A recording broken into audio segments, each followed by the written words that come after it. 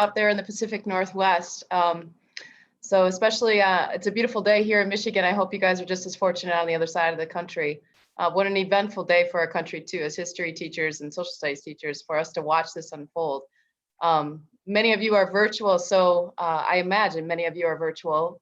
We're kind of teetering on the edge here in Michigan where I'm at, expecting that we've been in person, that we'll go virtual soon as well, just because the numbers are starting to soar in our region as well. So I would like to make this particular unit as relevant to what it is you teach as possible. So if you don't mind opening up the chat for me and just responding to 3 basic questions all in one spot. Tell me what grade level you teach, what content you teach, and whether or not you're virtual or in person or hybrid. If you could just take a moment and enter your answers to those questions in the chat, that will help me out.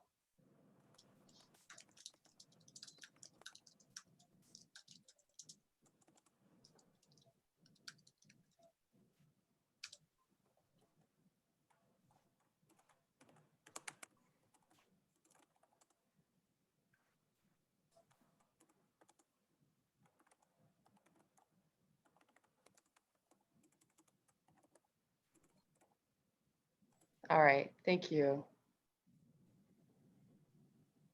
So it looks like nearly all of you are virtual. Well, the good news is what I've got for you is easily adaptable for either environment, but I've structured it so it's probably even easier for those of you who are virtual to immediately use this online in the classroom. Thanks, great.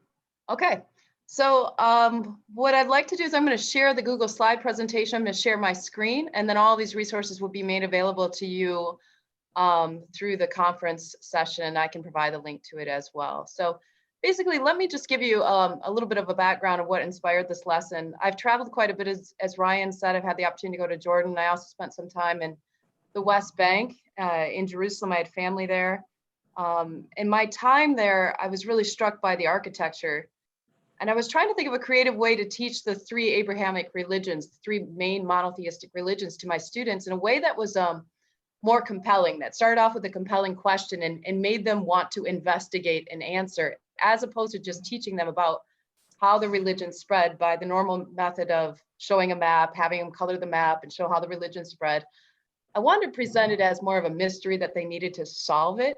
And so that's what ultimately inspired this lesson. I had a fellowship at the University of Michigan last year with their Center for North African and Middle Eastern Studies. And so I helped develop this lesson working with a couple of the professors there. So I hope that you find this engaging and something that your students would enjoy as well, since it's presented more as a mystery. This will be an interactive presentation, so you will have to have a couple of different tabs open. First off, let me share my screen for you.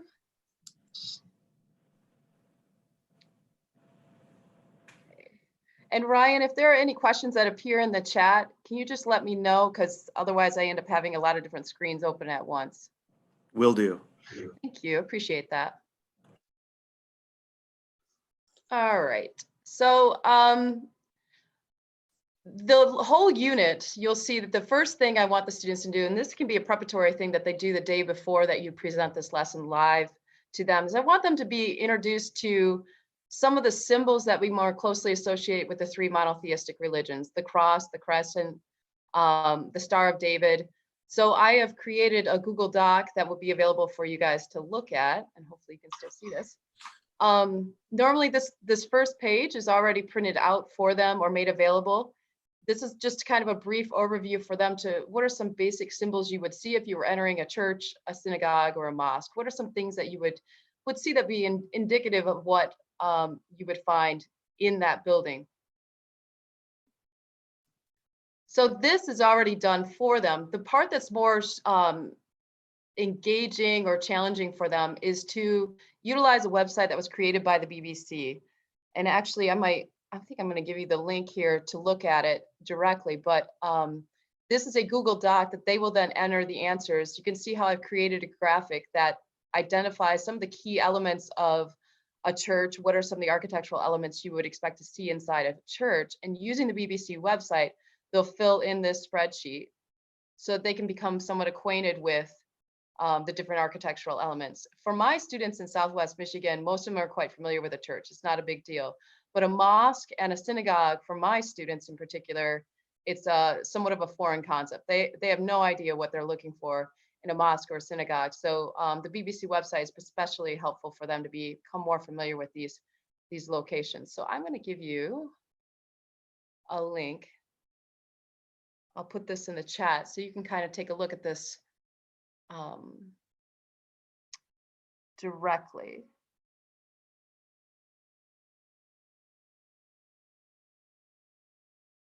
Paste. Okay. In the chat, I just posted a link to one of the BBC sites. This is the one on the synagogue. So go ahead and take a minute, open up a new tab and explore that so you can see all the different elements that they have available for you on that site. I'll give you about a minute.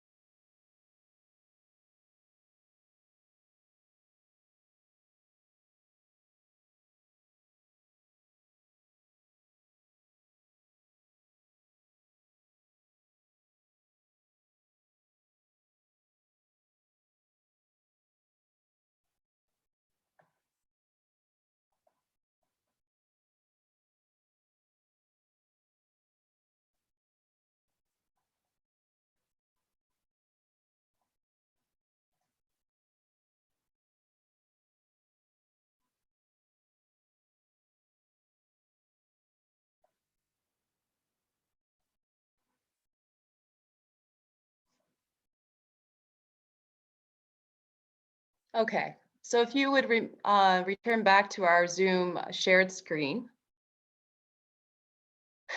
you'll see that they will be utilizing these websites through BBC on the synagogue, the church, and the mosque, and filling in that spreadsheet to kind of introduce themselves to the basic architectural elements of these 3 different religious structures. That way they have some background knowledge before they do the next activity, which for you guys is a quizzes.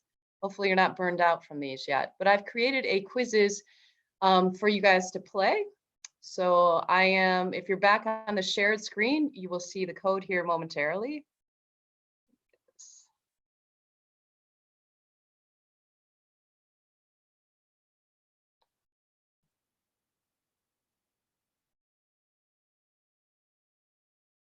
Okay, there's your code.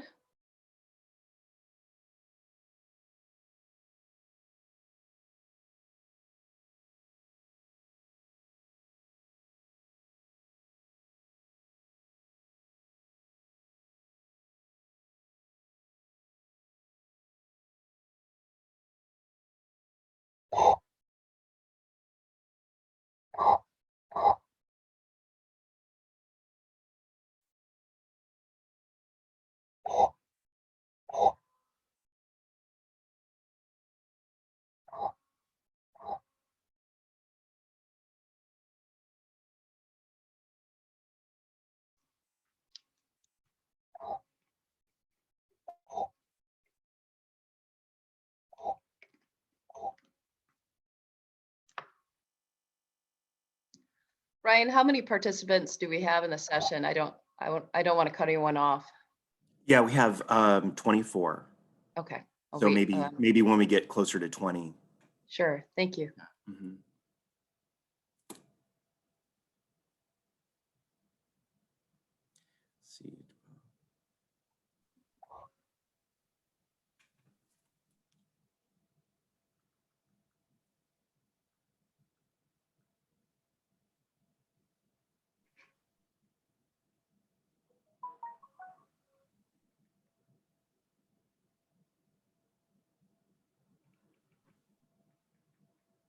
Ryan, I think I'm going to go ahead and start it. Go ahead. Okay. Go ahead.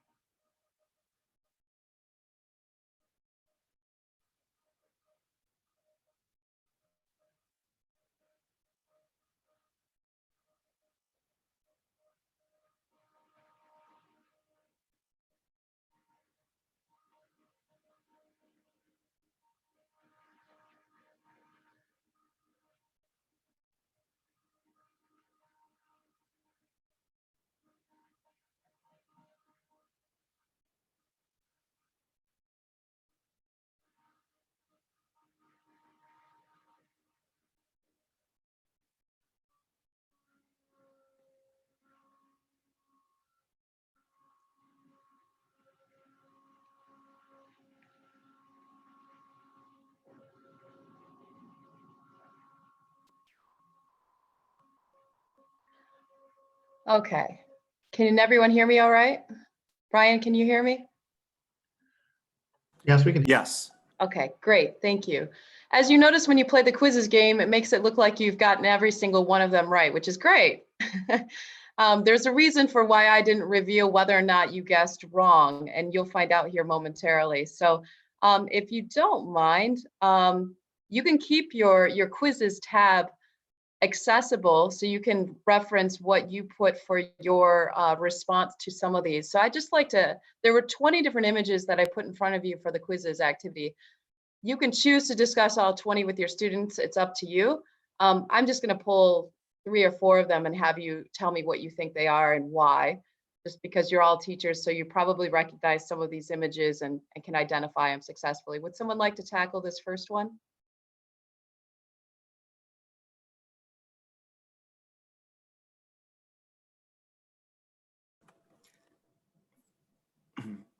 Amy, can you see the chat? I'm trying to open it and then it disappears. Oh, okay. Church. Great, guys. Yep. Yeah, okay. Great. Yep. So, you know, we could challenge our students. This is the Virgin Mary. We'd hope that they'd be able to identify that. This is the baby Jesus. Usually students, this is a good one to start with because it's pretty recognizable, at least for the population of students that I teach. This next one, thoughts on this?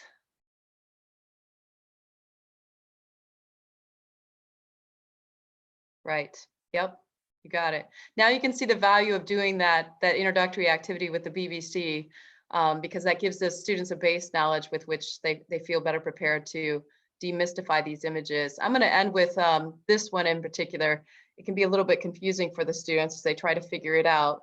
Some of you might already know what this building is.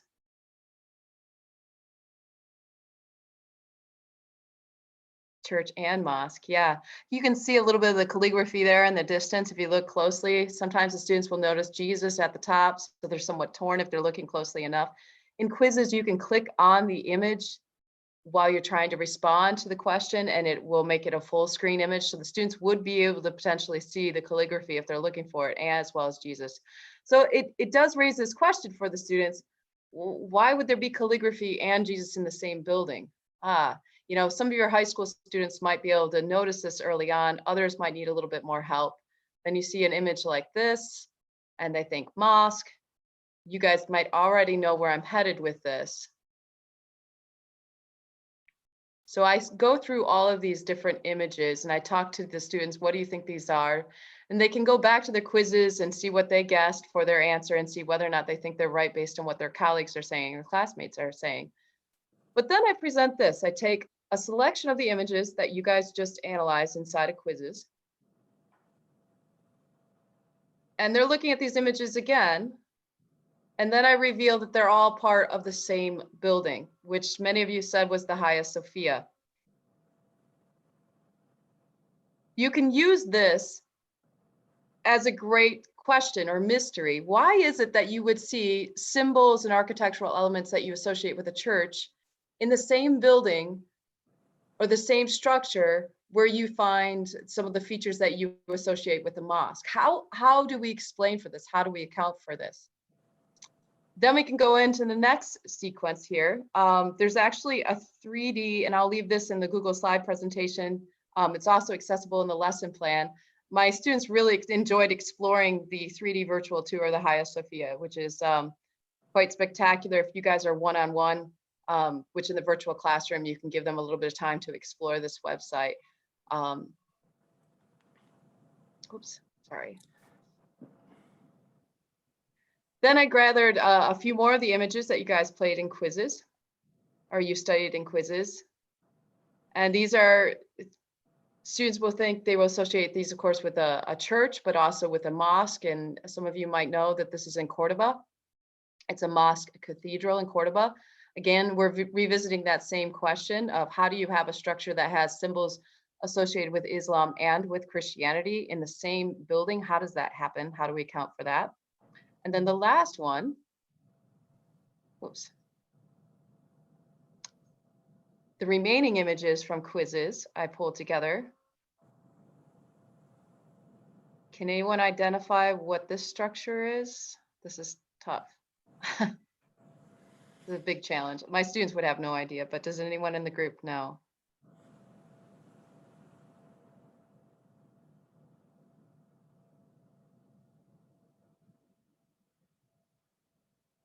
Oh, good guesses. Okay, this is actually the tomb of the patriarchs. So this is where Abraham is buried. It's in the West Bank. It's in Hebron. So it's actually a split building, the Ibrahimi Mosque and the Tomb of the Patriarchs in Hebron. So half of the building is operated by Jews and the other half is by Muslims. As you can imagine, it's a rather, oh, should I say dicey place to go.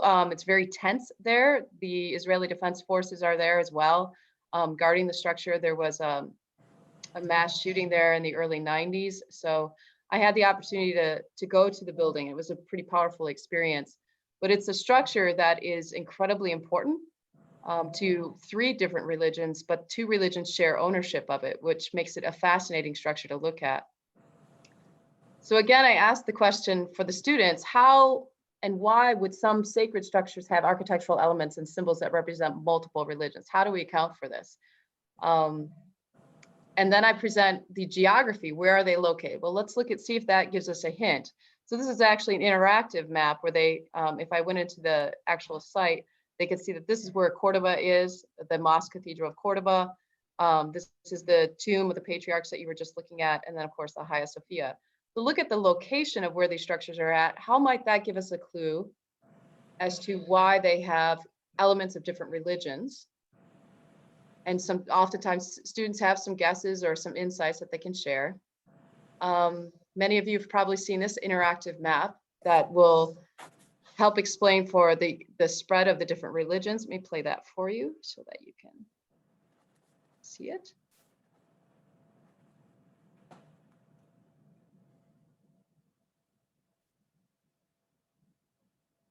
This is great for my visual learners.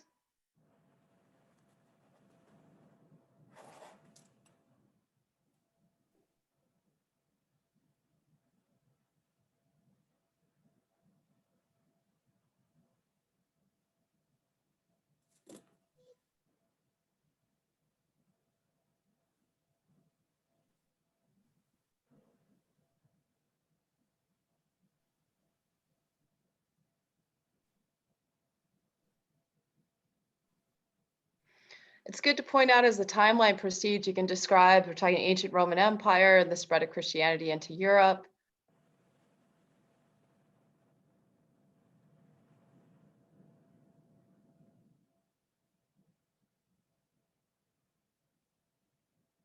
This unit works really well when you're in the middle of talking about the Crusades or building up toward the Crusades.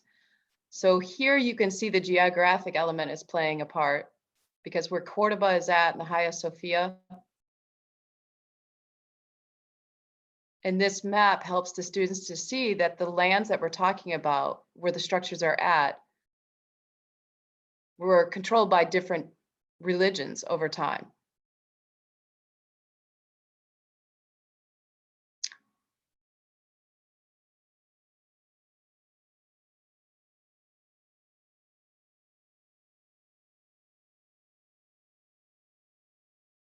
So here's a fast forward through all of all of world history, super quick. Amy, is there a link in the lesson plan? Oh, we've got There the is. there. Yep. Okay, There are you. all links. All of that is in the lesson plan. Everything for you guys. Don't worry. You don't have to write anything down. I'm a teacher too. And I know I'm going fast. So I've got everything very, very easily accessible for you in one document. So we're going to revisit that question. How and why would one structure have architectural elements and symbols represent multiple religions? That's the compelling question. That's the mystery I want the kids to tell me. Like, explain this to me. How am I going to see a mosaic of Jesus in a mosque? That doesn't make any sense to me. Why would that happen? So ask them, what is your theory here? And if you're doing this in a virtual setting, you could have this in a Google Doc or just in the chat. What are your theories, guys? And then whatever their theory is, okay, well, let's test that theory. So I'm going to share, and Brian, you're going to have to help me out. I'm going to share this. It's a rather short video. I think it's only about 2 minutes long. And this is about the Mosque Cathedral in Cordoba. I'm just concerned about the sound and whether or not it'll be, they'll be able to hear it. So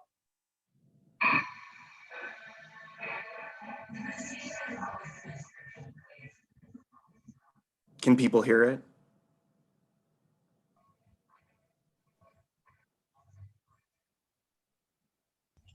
Think we've lost the sound. Okay. All right, so this wonderful video on YouTube is 90 seconds long, and it takes you quickly through the history of the mosque cathedral and why you have those architectural elements in one building together. So this video alone will likely prove whatever theory the kids have proposed as to what it might be or what their hypothesis is regarding that the competing architectural elements that you find in one structure. So it's a beautiful video, 90 seconds long, just to simply test out that hypothesis that the kids offered you. So then hopefully I'm affirming what they proposed as their hypothesis and their theory. These buildings, they're located in lands that have changed hands many times. And each one of those generations has left a mark on the structure itself. These monumental structures, they've changed and they've been adapted to whatever population is living there. Whatever religion was dominant, it changed the structure. Instead of bulldozing the Hagia Sophia, it changed hands and it was repurposed for whatever religion was dominant at that time. And this is a great conversation. I'm not sure where you guys all live within Washington, but I see this within my own community, where schools or churches are repurposed. Sometimes churches become condominiums or apartment buildings. Schools, many of them become condos, apartment buildings, office spaces. We're seeing this happen within our own country, how religious structures are being repurposed for whatever's going on in their economy. So it's a great way for you can connect it to your local community and talk about how architecture is always evolving. Structures in our own community are often repurposed, and those renovations reflect changes in our economy, changes in our customs, changes in our priorities. And we certainly see that with these structures here. There are some deeper insights that we gained through this particular exercise. You can see how the geographic spread of the three religions, the spread of Islam certainly, and how the Crusades, the long-term impact of the Crusades, and then of course the establishment of Israel in the 20th century. I didn't want to stop there, to be honest with you guys. History, I teach world history, but to me, the course itself is meaningless if our students don't understand the relevance that it has today. And if any of you were following the news in the middle of the summer of what happened in Turkey with Erdogan, you understand that the Hagia Sophia was changed from a museum into a mosque. And that was a very important change that happened.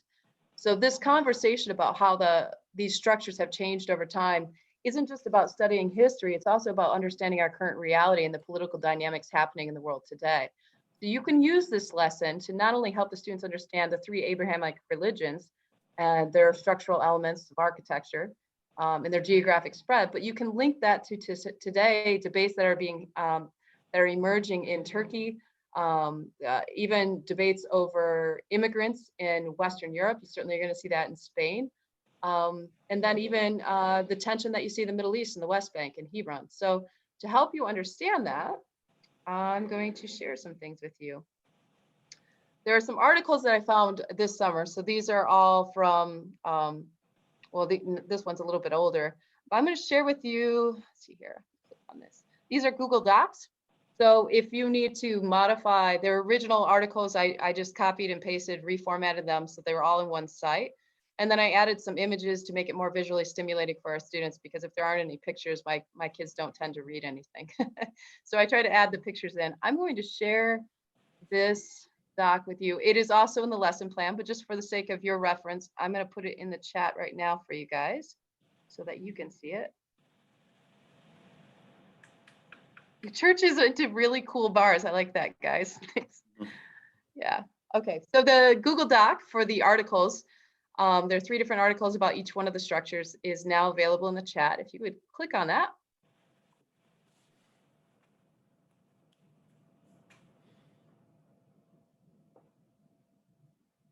You can pick any one of these, or you can divide it up your class and assign a third of your class to one article and another third to another article. Probably my favorite one is on the Hagia Sophia because it is so present. It's so contemporary, being that it just happened this summer. These articles help the students to understand the history of the structure itself, but more more recently what's going on, what the debate is, especially in Cordoba. They're debating whether or not, it is officially a cathedral, but they keep mosque in the title of it, but they do not allow Muslims to pray inside of the cathedral mosque in Cordoba. They actually have guards that are present in the cathedral that will remove them if they attempt to pray inside the cathedral. And I found that fascinating. And the article links it to the opposition to immigrants coming in from the Middle East, especially the refugee population. The article on Erdogan and Turkey is fascinating. And I think it's accessible for ninth grade. Might struggle a little bit, depending on how good of readers your kids are, but certainly my 10th, 11th, and 12th graders, they get a lot out of this article. Amy, there was a question about with Erdogan change. Yeah, thank you for asking. And Anne, thank you for asking, because it's funny you asked me that. One of my friends just flew in from Russia. Yes, we're still accepting flights from Turkey. So my Russian friend who comes to visit here in my small community flies in through Turkey. So he flies from Russia to Turkey, from Istanbul flies here. He was just at the Hagia Sophia a couple of weeks ago, and he was telling me last night that the bonus of Erdogan changing it back into mosque is now he no longer has to pay for a ticket because it's not a museum anymore. So he was able to go into the Hagia Sophia for free and walk around. He said that the mosaics are still present and visible, but when it's prayer time, there's a curtain that comes down to cover up the Christian symbolism throughout the mosque, so it's not present during prayer, and then the curtain goes back up when prayer is over. So I found that interesting. He saw it as an upside because he didn't have to pay for a ticket to get in. But then it does beg the question, long-term, what's going to happen? What will be the fate of those mosaics and other things that are inside the Hagia Sophia? So thanks for asking.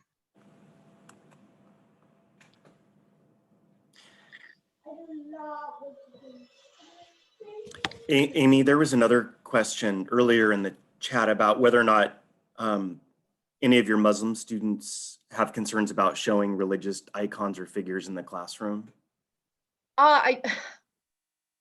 This year I don't have any Muslim students. Were there any in the images that I shared with you on quizzes, or are you referencing what happened in France a couple of weeks ago? I guess I'm a little bit confused. Eugene, did you have? Is it okay if I? Yeah, go ahead. No, my question is simply, Islam does not normally represent any icons, and I wondered whether students felt uncomfortable seeing a religious figure, Jesus, for example, portrayed, because the Prophet Muhammad would never be portrayed. Do they object to that? Do they say anything about it?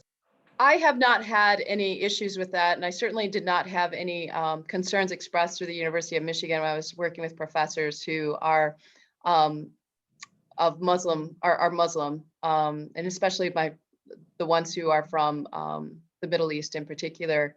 They didn't have any concerns over that. I haven't had any students. I do have to tell you, though, that I am in a very Dutch, German, Protestant community, and I've had, in the course of 20 years of teaching, to my knowledge, 5 Muslim students. So I don't have quite the diverse population that I would have someone speak up and say that they feel uncomfortable with it. So yeah. Obviously Muhammad and Allah are not images, but I do reference the calligraphy and stuff for Islam is represented in those images that I shared with you. But yeah, that's a good question. As far as Jesus and other symbols that were in that quizzes thing, I didn't have any issues with anyone expressing concern over that, but it's not to say that you might not encounter that in some communities. So thank you for asking. I'm going to go back to the main screen because I'm nearly done, but I just want to leave a little bit of time here for any questions or feedback. Ryan, I know that I already shared the materials in the conference Google Drive. Should I share them again with teachers here? If that would be helpful, if it's easy to do. Yeah, I've actually it's embedded, if I can get that part. So and we've got about 10 minutes for questions. So I hope some of you will put something in the chat or feel free to unmute and ask a question.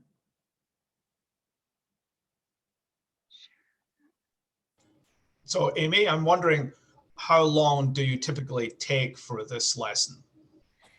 Great question, Gordon. Usually the preparatory work, so they use the BBC site the day before, and that's their homework, and they submit that virtually. And then I have them have that available to them when they're doing the quizzes activity. Usually the preparatory, they do that assignment on their own, the BBC site, and then they do the quizzes thing, and we have the discussion, and they form their hypothesis. That's a full hour session, and then their homework would be to read the article, and then the next day, I don't know how well Socratic seminars have worked for you guys virtually in Zoom. My AP World class, it was quite successful, but I already had a relationship with them. I'd been teaching them most of the year. I imagine it's pretty difficult to coordinate a Socratic seminar with students you've never physically met. So I understand that. But that would take up the next day, follow up. Okay, here is a link to the lesson plan for you guys. There's also a link in your Google Drive. Oh, crickets, yeah. Yeah, that can be a little bit difficult. There was a question, Amy, about whether you've been able to do any field trips. Well, I just created the lesson this summer amidst COVID while, setting up space in my guest room. So I would love to do that. There's a wonderful community outside of Detroit called Hamtramck, and it's a blend of populations of they're a strong Jewish population, Muslim population, and Christian population. They all have a wonderful relationship with each other in Hamtramck. And that is about 3 hours away. I had every plan on taking the kids there to see how this combination of religions works together in their architecture and the people themselves and meet with them. But obviously during COVID, that hasn't been an opportunity. So Brian, I have a desire to do that, just haven't been able to, or not Brian, I don't remember, Mr. Wilson, whoever that was. I just haven't had an opportunity with COVID. Field trips haven't been an option. Other questions? If you look, there are ideas for extending this lesson. I've included links for how buildings have been repurposed throughout the world to serve different religions. So, or different purposes. My sister's school in Mönchengladbach, Germany, their church in their community used to be very Christian, but they've converted their church into a climbing church. So it's a rock climbing gym. And then Audible, I think was Audible in Boston. They are now, their main office is an old cathedral, if I remember correctly. There's a link to that as well. Those are all in the extensions for the lesson. So you can see some other ideas for how sacred structures have been repurposed over time. Amy, is there some potential to have students go out and photograph local religious sites? Would that be a possibility? Yeah, that would be a possibility. Yeah, that's a great suggestion. I think we're all just trying to get by day to day here. So all these options we have for creative ways to extend this idea. I have ideas. I'm just trying to survive day to day. I don't know if any of you can feel that way too.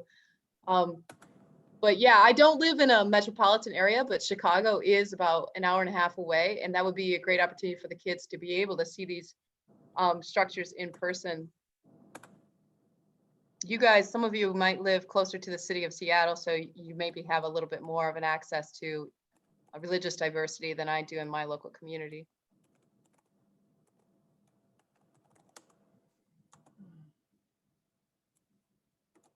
Other questions, comments?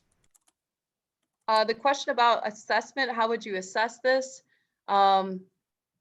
Yeah, so one way that you could convert one of those articles, like if you did the one on the Hagia Sophia with Erdogan, you could ask questions and have students answer questions. What I have done is I've integrated this unit into the Crusades and the rise of Islam. So this is more of a contemporary spin on it. I've included that in the unit overall. So as far as the test that the students take at the end, there are questions about the Hagia Sophia and religious structures. And I maybe don't use the Hagia Sophia, but I'll pick a different religious structure and challenge the students to tell me why do we find features of different religions in that structure. So the Hagia Sophia, the Ibrahimi Mosque, the cathedral in Cordoba are by no means the only religious structures that we've seen converted over time.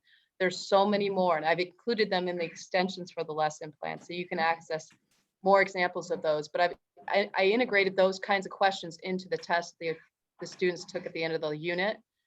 challenging them to apply some of the knowledge that they learned through this lesson. Have you had a chance to explore the idea of religious nationalism with students, and how has that gone? Yeah, more so with AP World, because you definitely see that with Erdogan.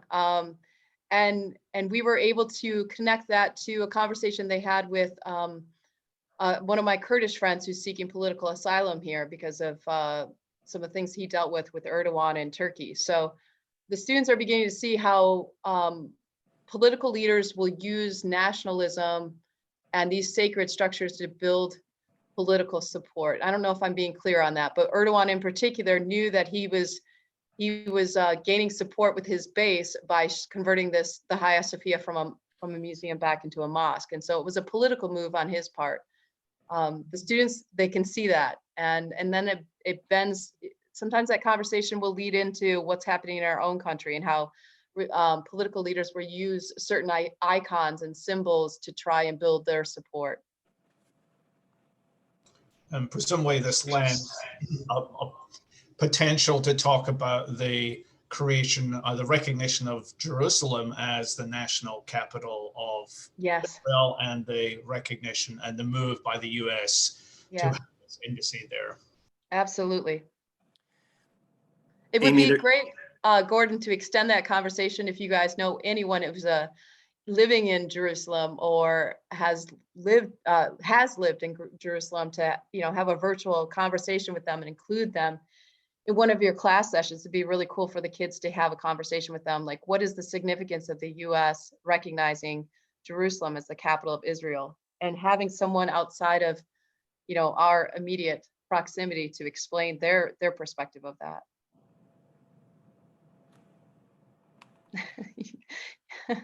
You guys are quoting "They Might Be Giants." Thanks for that. I don't know if our kids really understand the importance of that musical group, but I think at least they need to suffer through that song once. Let's see. I mean, there was another question in the chat about the role of the Turkish military. I don't know if you can see it there.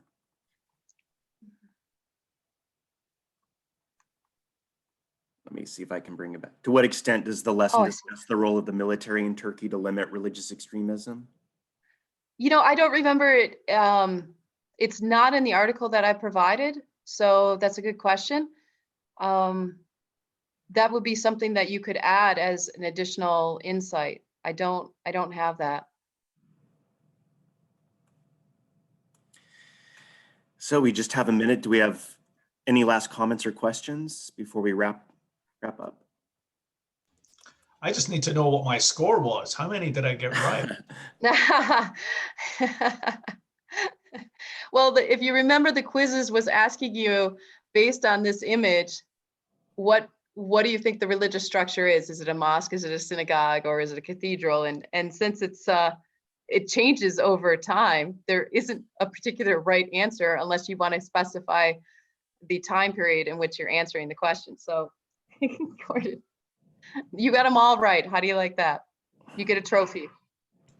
That's the answer I was looking for. All right, good, good. Amy, I really want to thank you. This was a fantastic presentation. It's a wonderful lesson and one that I'm excited to use in my world history class.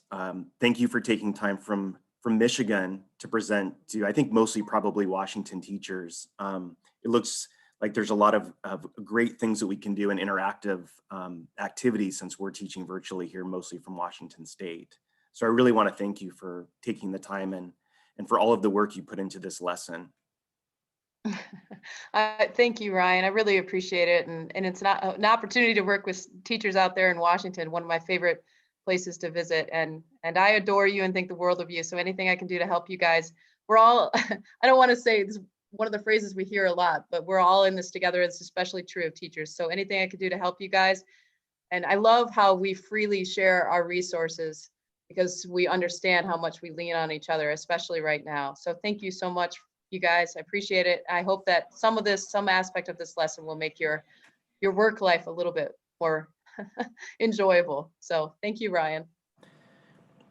Thank you, Amy. And I think our next session is at 11 o'clock. So you have a little bit of a break. So thank you for coming. We really appreciate it. Have a good day.